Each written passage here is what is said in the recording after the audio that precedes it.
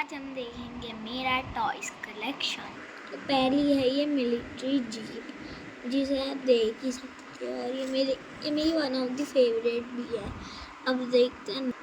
तो ये है एक डायनासोर, ये रेड कलर का, मेरे को इसका नाम तो याद नहीं आ रहा, और ये सैल से चलता, देखो वन चल जा, देखो स्टॉप हो जा, रुक जा।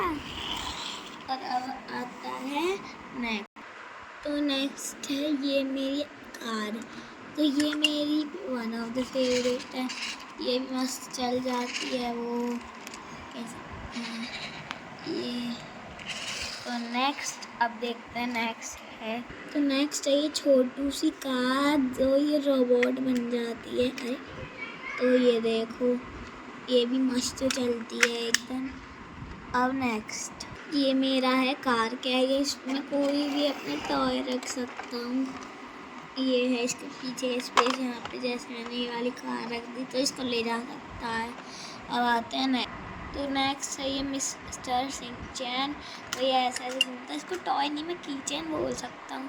और फिर आता है ये है मेरा डंपर, ये इसमें बहुत बड़ी जगह है, देखो। और अब देखते हैं नेक्स्ट क्या है।